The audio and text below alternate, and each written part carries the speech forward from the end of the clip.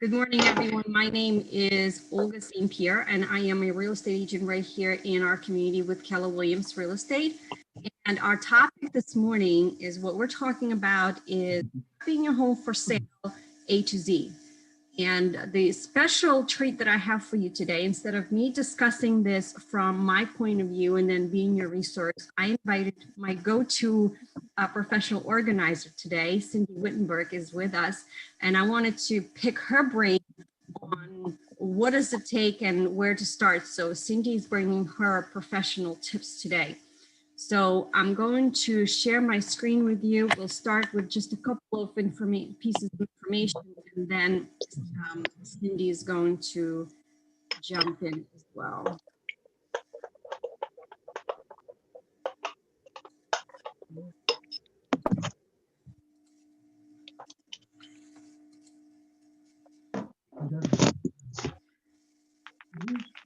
You send these notes in? Okay. Yeah.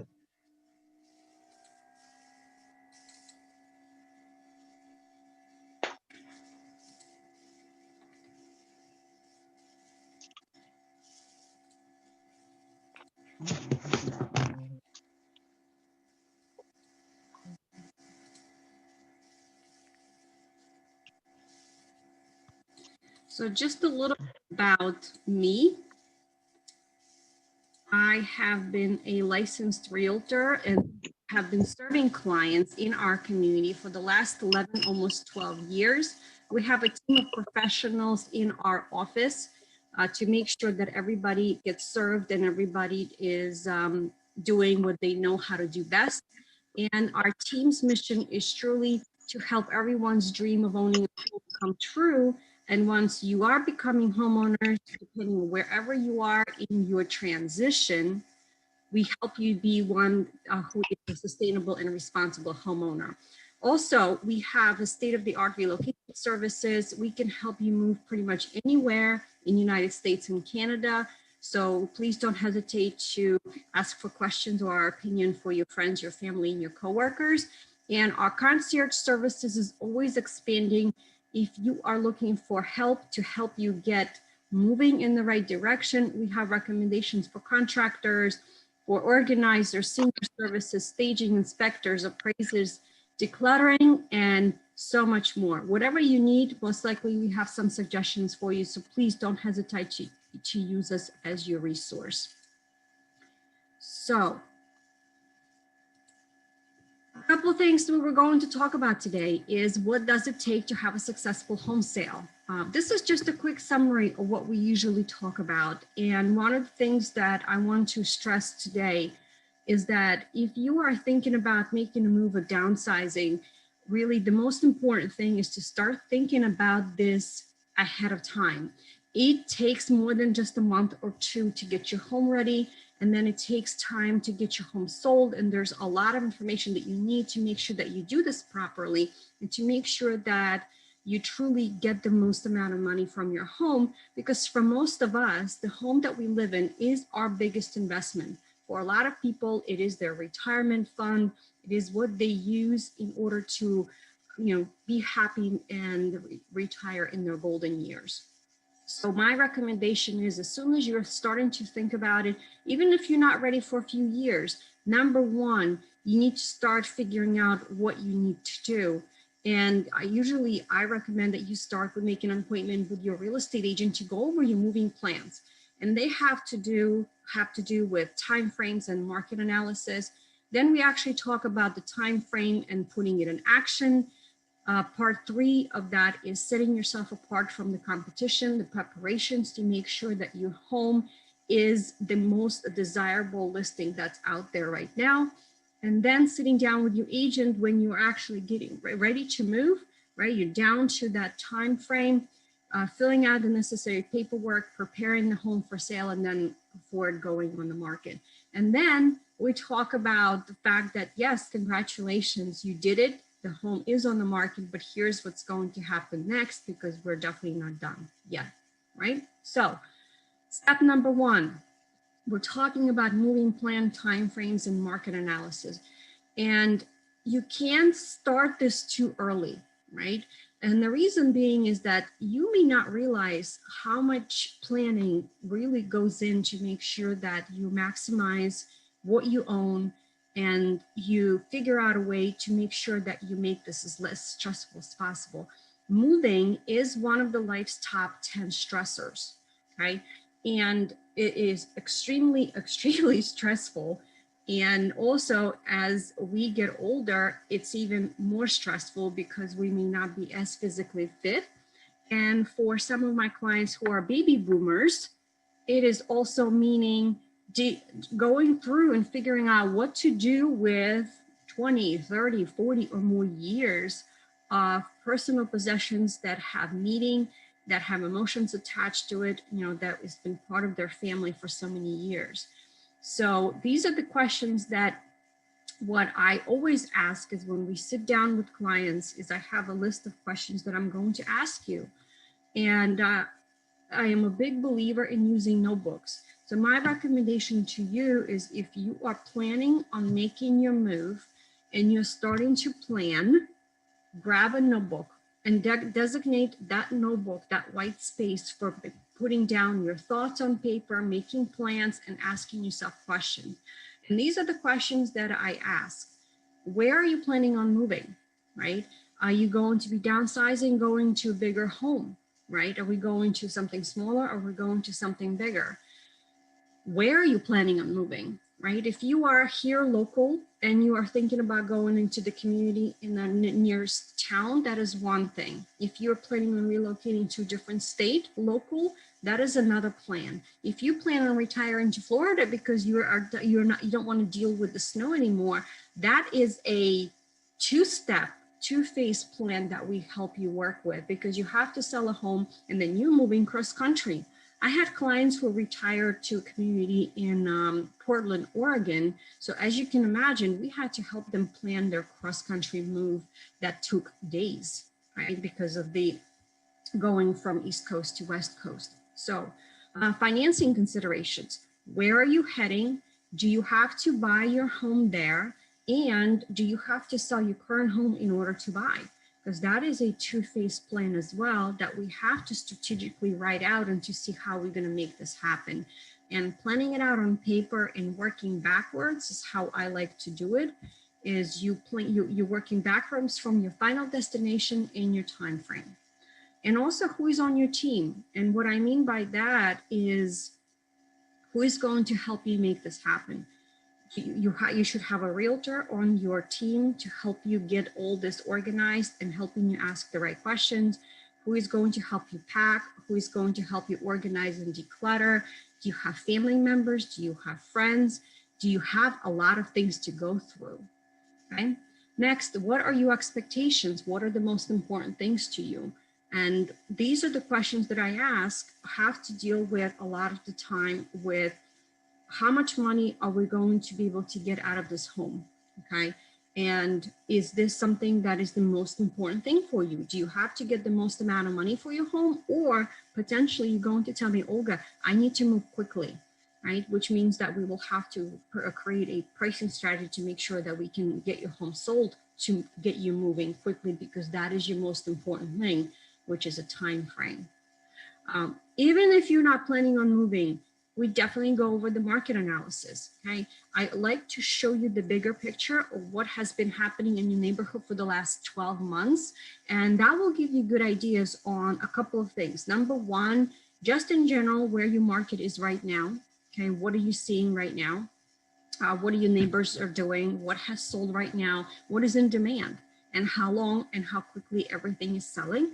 And number two, it also will help you understand how your neighborhood pricing and marketing varies with seasons. Because a lot of the times people will ask me, well, when is the best time to sell, right? Because people always think that winter is a bad time. Best time to sell is in the springtime. And I can tell you that number one, the best time to sell is when you need to move, absolutely 100%. Number two, there are people buying and selling 365 days of the year, because if someone needs a roof over their head, it doesn't matter if it's a holiday or not, they will be looking.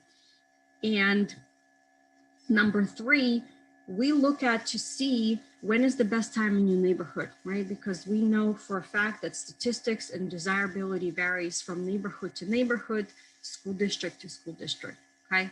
And then we actually talk about a strategic time, not only the time frame, but also price point for your home, so that way you can make plans. A lot of the times people are surprised how much money they think they can get for their home because it helps them in their planning. Number two, we actually put the time frame in action. And here, what we also talk about is, let's say that you want to be in your new home a year from now, okay? And we actually work backwards. Let's say that you want to be in Florida in by next Christmas, right? By next December. So we actually work backwards and we kind of engineer the time frame, and we figure out exactly what needs to happen, right? If your home needs some repairs and we think that investing a little bit of money into your home is going to bring a big return, then that is what we're going to do. And as you know, when you're trying to do some kind of construction or work, you will sometimes have to wait for good contractors to finish up their current projects, which means it may take you 3 to 4 months to get those projects done. So we write all these things out and we figure out all these time frames. Next, the time frame is to declutter and to figure out and decide what you are planning to take with you and what are you not taking with you, and then plan for the rest. And this is where I actually wanted to ask Cindy to pop in and share with you guys on some of the strategies, right? When is the best time to start thinking about decluttering, what to do with big stuff? Like, what are some of your suggestions that you're working with clients? So Cindy. There. I say start right away, start early, because decluttering takes an enormous amount of time. It takes more time than you think. And trying to get rid of things, big and small, even if you just want to donate it, sometimes that takes a long time. And we learned that lesson with COVID when everything shut down. And suddenly the people that would take large donations weren't picking up any donations. And there were months there when nobody could get rid of anything. So it's one thing if you need your furniture up until the last minute, that's a different kind of planning, but as much as you can get rid of earlier, do it right away. The little stuff is great.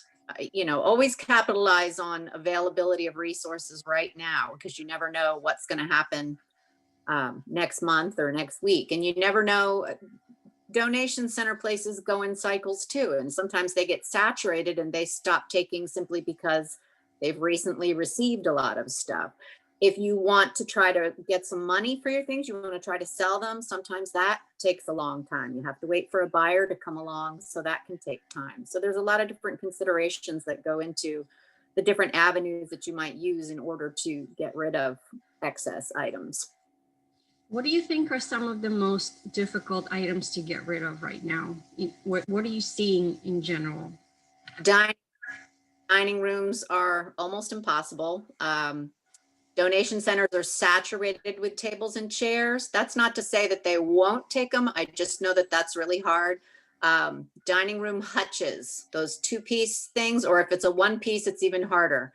Sometimes they'll take the bottom piece, that buffet piece, but they won't take the hutch on top.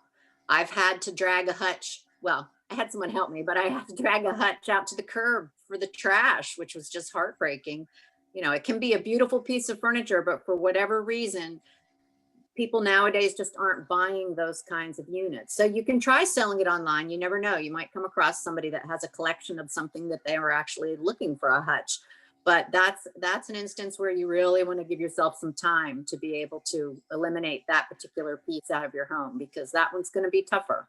Those things sit around for a long time. And I also suggest to people that if they think that their family members are going to take furniture or some other pieces, is that they need to first check with the family, because a lot of the times the younger generations, right? My sister is 10 years younger than me, and she has completely different view of what the things that she likes, right? And what I have found, and it's like, oh yeah, I'm just going to give this all to my kids and my grandkids. And I kind of warn people and I tell them, it's not, I don't want you to be emotional or heartbroken about it, but those generations may not want things that are important to you that you have enjoyed, right? And then if they do tell you that they want to take it, you need to give them a deadline, because there is no motivation or incentive for them to come to your house and track that furniture when they're busy running around on weekends. So that's something that I've suggested to my clients, because we've had issues where things were not taken, we were against the deadline, and that those pieces ended up being put out to trash because there was no planning done ahead of time. Can you talk a little bit about, because I get this all the time, people's like, oh, I have lots of antiques, I have crystal, I have Lenox, I have precious moments. Can you share with us, what are they truly antiques? Are they still valuable, or is this just unfortunately bad news for people? It depends on the item. There are some antiques, but as with anything, the value of anything is what somebody is willing to pay for it at any given time. And even with antiques, trends in what is desirable come and go. So something that might have been really hot 10 years ago is not now. And even 10 years ago and even now, I still hear from antique dealers, brown furniture is a big no. You know, nobody wants the dark wood. Your beautiful mahogany is no longer valuable, which was heartbreaking to me as somebody who actually has a lot of mahogany furniture. But I'm still enjoying it, so that's okay. Yeah, the antique dealers are tough. They're still out there, and you can still contact people. You can contact auction houses, but I've had mixed reviews for auction houses. Some people were thrilled with the results. Other people felt like they didn't get enough money. They were cheated. They couldn't put minimum price on something. You know, the auction house just needs to clear it out and sell it. And very often they'll just take whatever they can get, which, depending on your expectations, could be good or it could be devastating to you. So it's important to communicate with anybody. Start with your family, like you said, have the conversation now with your kids and be clear, and make them be clear. You know, do you really want it? If you do want it, can you store it? If you want to save it for your kids, you know, do you have the space to hold on to that for your kids? Because grandma and grandpa don't have the space anymore. We're downsizing. So communication is really key. Get the expectations with your family, and then start early and start talking to different antique dealers or auction houses, get a feel for it. A lot of people do online sales, which are great. They can be really great, or they can be the same, where if they get $1 bid on something, you get $1 for something that you were expecting a lot more money from. So you just need to get your expectations clear. And the best way to do that is to do as much research and investigation on your own as possible, so that you're emotionally and mentally prepared for what the outcome may be. You know, I think you just touched upon a very important topic, is emotionally and mentally being prepared, because I think people have such unreasonable expectations of, you know, getting $50, $100 for some little tchotchkes. And what I have found is that a lot of maybe the baby boomer generations have the same things, which means that if everybody's selling those same things, when it gets flooded in the market, it's not precious, it's not valuable anymore, because there's so much of a supply for it. So that's kind of like what I was talking about, because as soon as they tell me, well, I have crystal and I have some of my collectibles, and I tell them I hate to be a party pooper. I said, my apologies if, you know, I'm not going to be a bearer of good news, but most likely these things are not that antiques anymore, and they may not be in such a high demand. And that's why I keep always telling people, start early, so that way you have the time to do this research and to actually put it on the market and try to sell it and see what you can get and see what happens, right? Absolutely. Things that you may have collected, you know, Yadros or precious moments or any of those kind of things, you have to consider the value in the joy that you experienced in accumulating those things. And you've gotten your value out of it, you've gotten your joy out of it. You can't necessarily expect to be able to recoup the investment. And as an investment, it probably didn't appreciate in value. The investment was really just the joy that you got out of it. And I tell people, you know, grandma's china. Not everybody wants grandma's china. People just don't entertain like that anymore. And I tell people, look, if you still really love this, If just having it and using it yourself brings you joy, use it as your everyday plates. Enjoy it every day. Don't just save it for special occasions, especially if your kids have told you, look, you know, I'm not really into that pattern. I don't like that color. I'm never going to use it. I don't have a place for it. Enjoy it now, because even donation centers, they're saturated with all those beautiful sets of china. And on the flip side, if your kids are looking for a set of china, they could go to a thrift shop and probably get a full set of china for $100.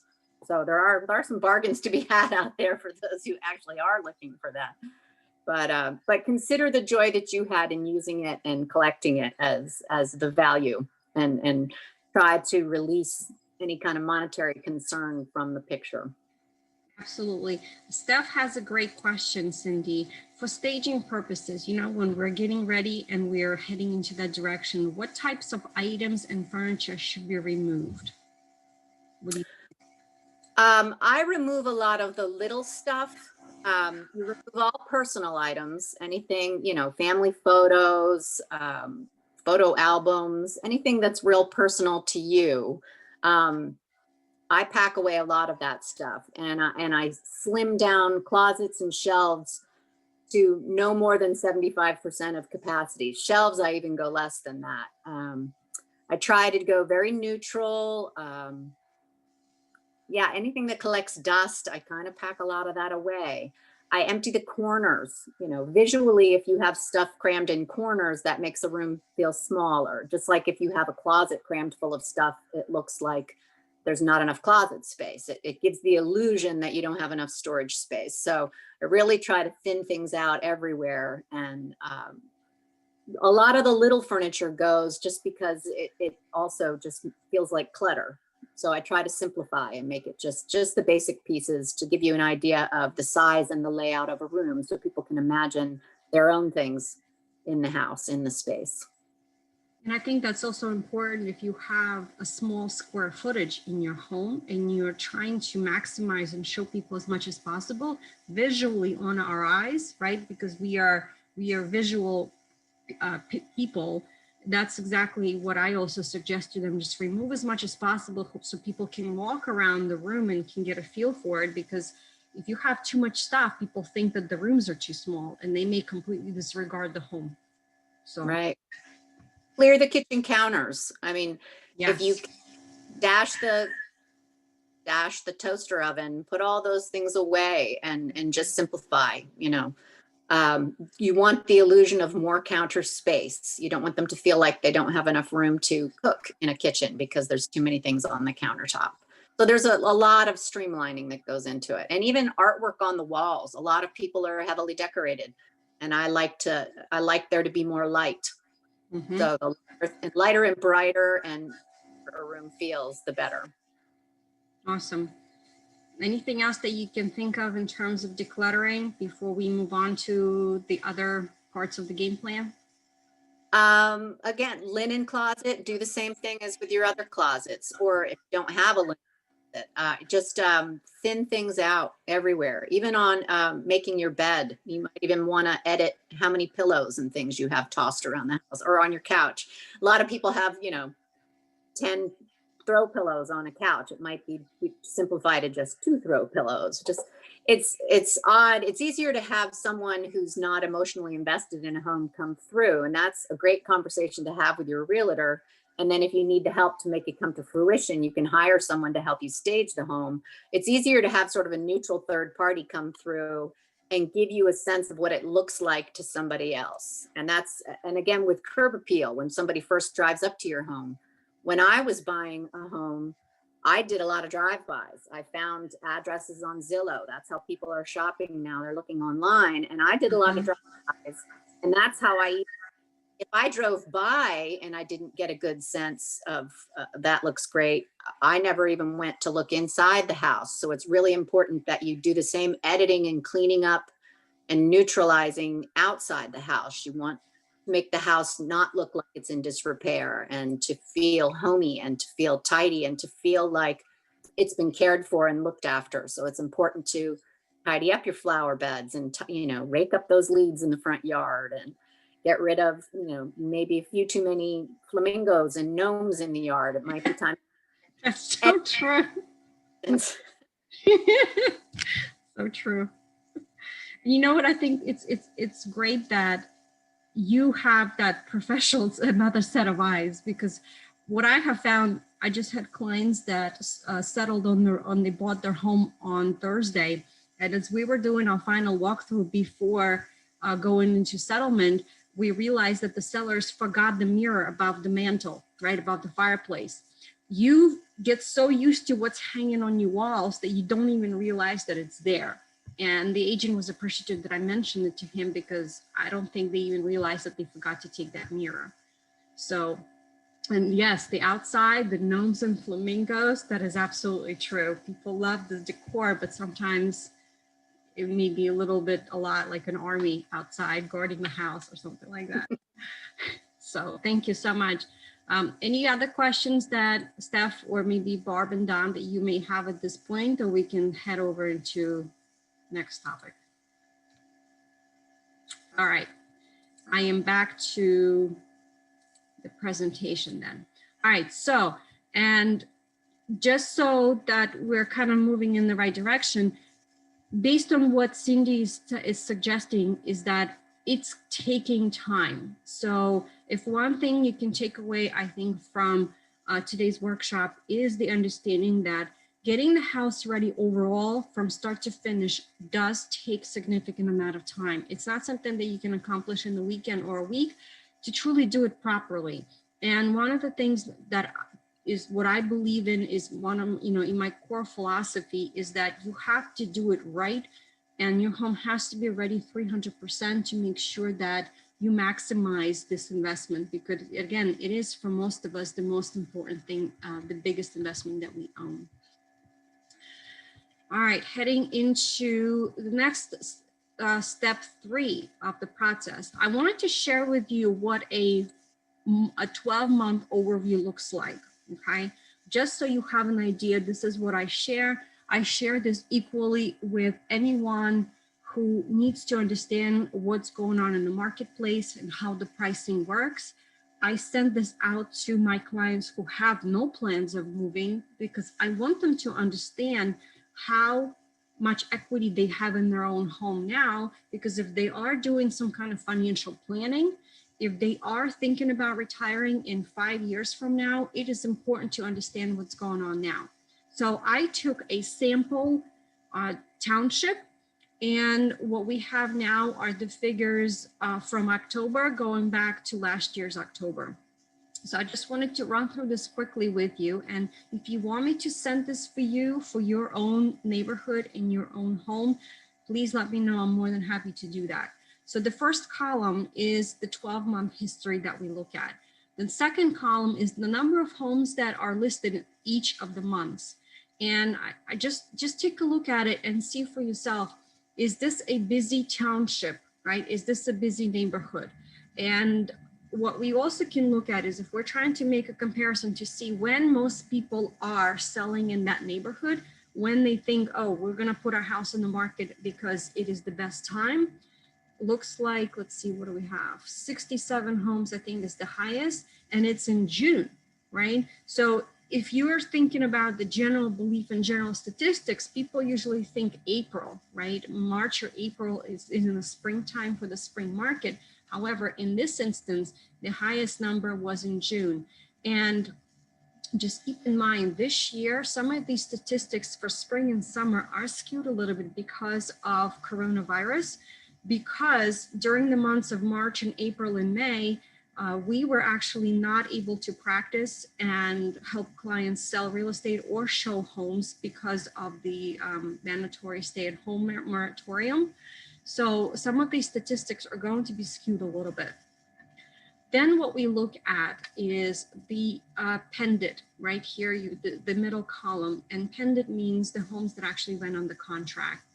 And what we look for is, again, the highest number, and that will give you an idea as well. So for this year, the highest number of homes that went on the contract was in July.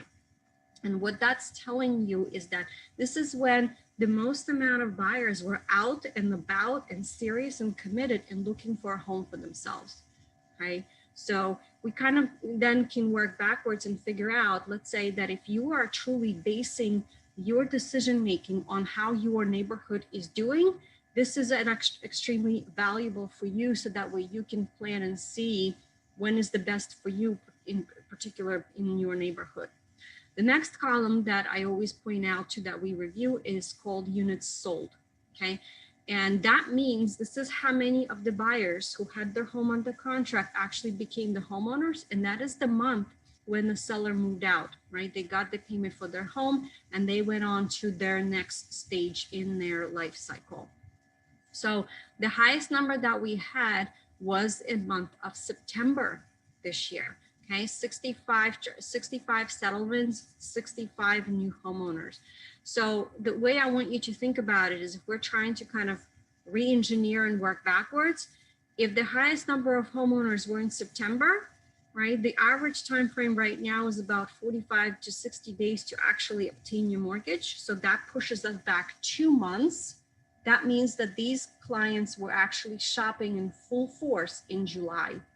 Okay, so these were the serious buyers that were in July. They found the home, they agreed on the contract, they executed that, and then it took them August and September, 45 to 60 days to actually get everything situated and buy the home. The next important column that I go over is called cumulative days on the market. It's CDOM, which is the last column all the way to the right. And this is important in your planning as well. What this is telling you is how many days on the market did the average number of homes stay before the buyer came along and actually executed a contract. Okay, so if you're trying to figure out, is this going to happen fast for us in our neighborhood, or we're going to have to maybe wait for a few months depending on what our strategy is, this is an important time frame to consider. Okay, so roughly look, if you look at the month of October, it was only 14 days.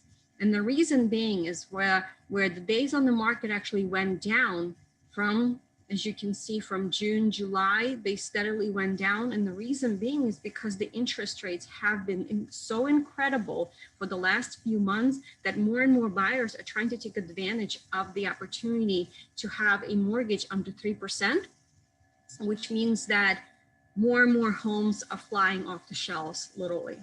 Okay, so that's what we're looking at here.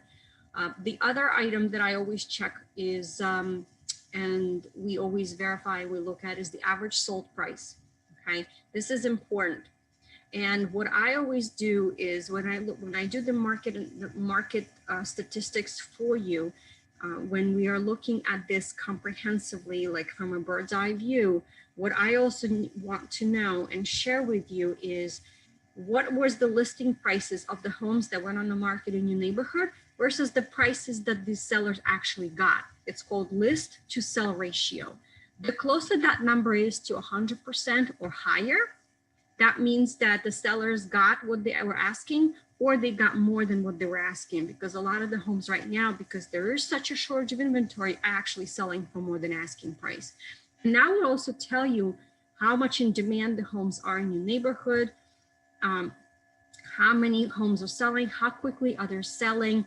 And also, when you start seeing that spread, when it's not 100% anymore and it goes down to maybe 95 and then it goes down to 90%, this is where the market is going to tell you where things are slowing down. So it's extremely important to keep track of those things. And this 12-month overview is going to do that for you. I do this on a regular basis every month for a lot of my clients because they want to be kept up on what's going on in their neighborhood, and I'm more than happy to do it for you as well. If you have any questions about this, just let me know at the end or put in the chat box, or if you would like this report, I am more than happy to prepare it for you. All right, let's talk about the market value of your home. It is important. Even if your home is desirable right now and there's shortage of inventory, no matter what market you are in, it is absolutely critical to make sure that you price your home correctly. And this is where I'm going to ask you to be as least emotional as possible. And I understand it is tough. Okay, I know that you have memories and you have treasures. Maybe you have raised your family in this home and your kids grew up there and your grandkids are there now. and you have a lot of memories attached to it, but ultimately the goal is someone else is going to make this house their home because you are moving on to the next best thing, right? The next stage in your own life cycle. So your price of your home is not based on what you need to get out of it. I hear it all the time and say, well, Olga, I need to sell it for 400,000 so that way I can then buy something else. I understand what we need. However, we have to look and see where the market is, okay? Zillow estimates are not our friends. They are notoriously inaccurate, and I call them guesstimates, truly, because Zillow is actually headquartered in Washington. They have no idea how our local market works and how it varies from school district to school district, from township to township. And as you can tell and know, you know, if we're selling in Philadelphia, it can be from block to block, okay? So the tax assessment had nothing to do with the price. Unfortunately, you know, your memories and your treasures is, although important, they have to stay out of the accurate pricing of your home. And the goal is really a couple of things, right? It is the condition of your home, the location of your home, and making sure that you're truly aware that today's market and economic conditions are. So this is one of the most critical parts to making sure that your home is priced correctly, because you can never, ever underprice your home. That's the other kind of setback that I get from clients. They say, well, I don't want to give my house away and I don't want to underprice it. And I always tell my clients, believe me, if you price it right, you will have more than one offer, and we can always make sure that you get the top dollar and the top offer for your home. Step number 3, you're setting yourself apart from competition preparation. And I do this with my clients no matter what market you're in.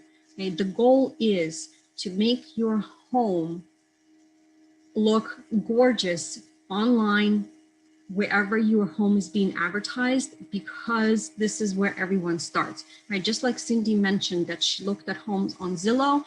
If you look at the home and you look at the photos, it has to be spectacular. Just like you see homes and you have staged rooms on the HGTV, you see it in some of the basic magazines, and you look at those photos and they're beautiful, right? You have clean lights, you have clean lines, you have nice lighting, and flowers and decor, and everything is staged, okay? So a couple of things that I recommend, and yes, it does vary from home to home, is number 1, having your home pre-inspected, okay?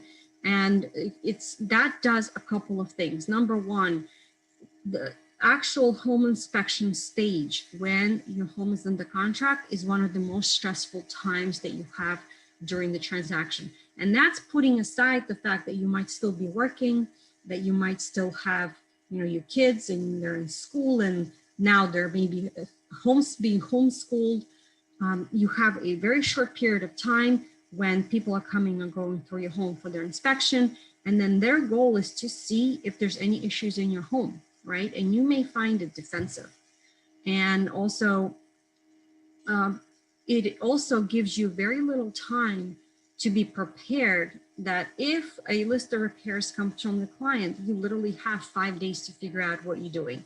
And 5 days, often it is not enough time to decide on getting quotes. If it's something serious, maybe you need a new heater, maybe you need a new roof, maybe there's issues in your crawl space. It's absolutely not enough time to make objective decision. It becomes emotional, money starts being thrown around, and it's extremely stressful. So if you have your home pre-inspected ahead of time, yes, it is investment. You can have a contractor or home inspector go through your home and look at the major things, right? The major things in your home are your roof, your HVAC system, your basement, your windows, foundation, siding. Those are the things that I help clients to focus on.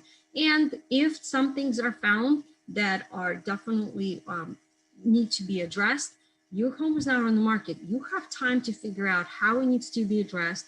You can get a couple of estimates. You can wait potentially for a good contractor to do that work.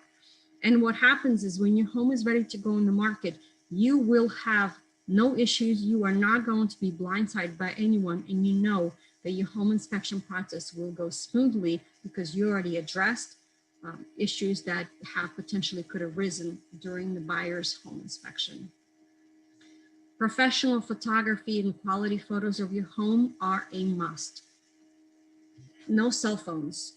Absolutely not. I actually work with the wedding photographer, who is the photographer that did my own wedding, who does beautiful photos to make sure that your home is shown in the best light, that you show the space that your home creates, because photos is what's going to get the clients visually interested in your home and contacting you or contacting their realtor and saying, I really, really want to see that home because it looks gorgeous. It looks like something I may want to actually live in.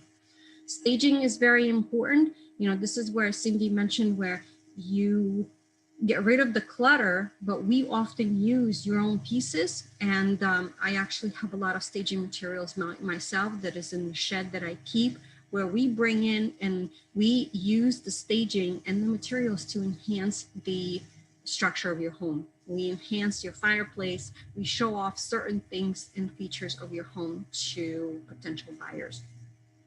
And then there's this part is your homework is what I call it. I ask you to prepare home marketing materials portfolio. A lot of things go in there. You have to complete a seller disclosure. We work on the floor plan. We discuss utilities because buyers want to know how much it's going to cost for them to live there, whether you have oil, whether you use propane, what does it cost to heat your home in the winter? What does it cost to cool in the summertime, right? Average it's winter and summer utility bills and mortgage information. So these are all the things that we work on at least a month to two ahead of time, right? But if we are actually doing that inspection and we're doing the repairs, as you can imagine, that is going to take a little bit of longer time frame. So here are some photos just wanted to share with you, something that you would take with your own phone versus pictures that are taken by a professional with staging. And just like Cindy mentioned, the goal is to have as much wall space as possible so people can also walk around your bed and they can see, oh, look, I can actually fit my king size bed in here. People will actually do that. They will look at the bedroom and say, well, my bed will fit in here. And if they have a hard time fitting their king size bed and all their furniture, they might like, I don't know if this home is going to work for me. So very important. Also, we can have, if you have empty homes, I have staged them virtually as well, where we take a beautiful photo of the home and then we place furniture on the photo so that way it does not look as empty. Because again, buyers buy with their eyes and you want to show them how they could potentially have the best living in this home. All right, step number 4, 3 weeks to go time. This is where we actually sit down, we hunker down, and we have a very detailed checklist and actually do the paperwork preparation with the agent, timeframes in the calendar for everyone, listing documents prepare. Here's a couple of pieces of documents that I encourage you to have with your agent. Number 1, easy exit listing agreement. I don't believe in locking my clients into a year-long contract. I think this is absolutely, it's just not done, because what if something changes in your life and you're not able to sell or you don't want to sell anymore, right? If you want to be in just a 4-month contract, the contract itself still has to be done for legal purposes and for insurance purposes, but it doesn't have to be long, right? It can be for 3 months, it can be for 4 months, because ultimately the goal is to get your home under contract. After that, you have a buyer. All we're doing is working towards your settlement date, and that is ultimately the goal. Performance guarantee. You want to make sure that the agent is doing their job and they're keeping you posted and what is it that they're doing. It's not just a sign in the yard. There's a lot of work that goes into making sure that your home is marketed properly and that we're being proactive in the market and not reacting to what things are happening. Communication guarantee, extremely important that your agent communicates with you on a regular basis, at least once or twice a week, keeps you posted on the showings and what's happening and what kind of feedback that they're getting. Is there anything that needs to be done, adjusted and tweaked, right? Because we want to make sure that we are, again, being proactive and not reacting to what's happening. And please make sure that you get all your documents and everything is in writing with copies delivered to you, whether it's physical copies to goes in your folder, or if you have other preference, we can always send you a PDF copy through email. But make sure that you have copies of all the documents. I can't tell you how many times I stepped in to work after another agent was not able to complete the job. And I asked the sellers, I said, well, when is your contract over with the previous agent? Where's your listing documents? And like, we don't have it. We never got a copy. So they have no way of knowing when their responsibility to the other agent ends. So I'm a big believer in making sure that you're keeping records of all of this, of all your transactions, of what's happening, and everything that you sign, you need to get copies of. The next step is we schedule the photo session, we get the photographer in, we make sure that our staging is in place. Pre-listing marketing plan includes staging and photos and some soft marketing to let clients and other agents know that this home is coming on the market. And then we actually decide on the communication plan, right? What's happening between now, when the home goes on the market, and what happens next, right? What are you going to expect? What's going to happen? Because if you have never sold a home or has been a while, trust me, the process is so much different because of the technology, because of how people buy, with ability to sign everything electronically. It is extremely different right now than potentially when you bought your home 20, 30 years ago, okay? You are getting marketing reports, you're getting showings, feedback, and neighborhood sale updates. We keep you posted and to let you know if anything else comes on the market, because that is going to be your competition, and how do we compare with your competition. Then we do 30-day marketing and pricing reviews if we need to, and then we readjust our timelines, check expectations, and make sure that we're still working as a team and everything is moving forward smoothly. All right, and then once your home is on the market, you have to remember we don't stop there. We are carefully studying the market, making sure that we are priced correctly and we're getting great response from other buyers and other agents. How many reviews are we having online? Because this is where everything is, right? We don't advertise in the newspapers anymore. How many appointments are we having? How many offers are we having over a certain period of time? Again, strategically reviewing pricing if we need to. And the goal really is review, adjust, and review, okay? And then once we receive an offer and we negotiate it and we're under contract, this is when phase 2 starts, right? We are no longer marketing the home and strategically looking for the best buyer for your home. This is when we are, okay, we're now under contract. How much time do we have? What do we need to accomplish? What are your responsibilities as a seller? And what are responsibilities of the buyer? And that is summarized at the bottom, which is the buyer home inspection, which I already mentioned to you, buyer's mortgage process and appraisal, mortgage commitment, meaning that the lender has approved the loan for the buyer. And then we are talking about you packing and being ready to go to settlement. The way I handle this is I tell my clients, we're going to take this one step at a time. There's a million details. There is systems that are put in place. There's checklists for you. And we're going to do it one stage at a time to make sure that you don't get overwhelmed and you are as least stressed as possible, although you're still going to be stressed because that's just part of the process. But we try to make it as easygoing on you and for you as possible, because we're there for you as a team to help you get through this process. So that's what I had for you today. If you would like a complimentary market analysis for your home and your neighborhood, please let me know. If you would like to talk more about your plans and what's on your mind, or maybe you have questions that you want to talk to me in private, this booklet is going to be sent to you, as well as with a copy of this workshop and this recording. So at this time, I just wanted to ask if anybody has questions for me or for Cindy before we wrap up today.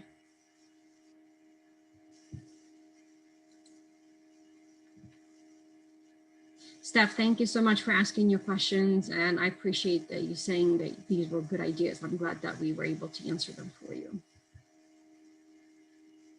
Does much get done this time of year as far as starting to downsize and declutter? I mean, there's so many other things going on, even though nobody's coming because we're not allowed. I suppose if nobody's coming, we can still keep working. Absolutely. Well, it sounds like the spring is still the big time for people to look around and look at houses, because if you build in a couple months to settlement, you look at your numbers, the summer months are when the houses actually sell. So that means people were looking early, a couple months before that. maybe several months, I would think. You know what I would do now, actually, instead of going back 12 months, I would actually do 24 months, because the statistics for Because it's so skewed. have been so skewed. It just did not really give you a good presentation, because we really had no spring market, right? People still had to sell, but it was all virtual sales, and it's very difficult to sell a house when you're trying to walk through it virtually. So I would actually go back another year. And yes, traditionally springtime is the best, because the idea is, you know, you sell the house, but you allow the kids, for example, to still stay in the schools until the schools are over, and then you move in the summertime just in time for the new school year to start. So a lot of the times, traditionally, yes, that is when bulk sales are happening. But I can tell you that right now, with the interest rates being so low, it is still extremely busy. Typically, when there's election period, whether it's national or more local, things very much slow down, but we did not see it this year because the rates were so low. So like this year, overall, statistics wise, it just completely blew everything out of the water.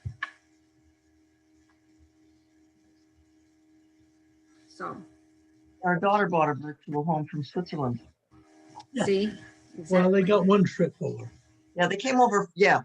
They checked out neighborhoods and then they went home back to Switzerland and Mhm. bought their house. Absolutely. And you know what? What does that tell you? If people need to find a home, they will do whatever it takes.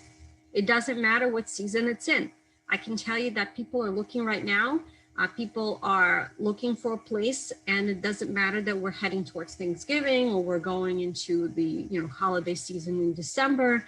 If people need a place and they sold theirs, if they need somewhere to be for the holidays, they will be out and about. Doesn't matter the weather or the holidays or what the circumstances. Didn't we buy our house on Good Friday?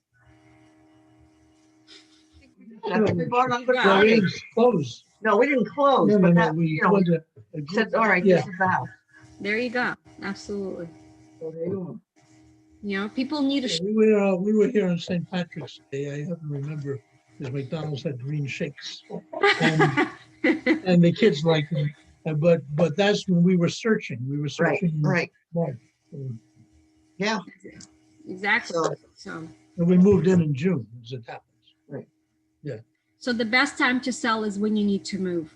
What's important to you and where are you heading? Yeah. How do we plan best to make this as least stressful as possible is the goal. All right, everyone. Thank you so much for joining me today. We'll get you the recording as well as the workbook. Cindy, thank you so much for joining me again today. I very much appreciate you doing it. yes, And we will forward good ideas. Cindy's information if you wanted to reach out to her. She is my right hand for organizing. She's better at it than I am, and I'm pretty good too. So, all right. And Steph said, you got it. You will get a copy of the presentation. Absolutely. All right. Thank you so much, everyone. Have a great weekend. Thank you. You too. Okay. My pleasure. Bye-bye. Bye. Bye, Cindy. Bye.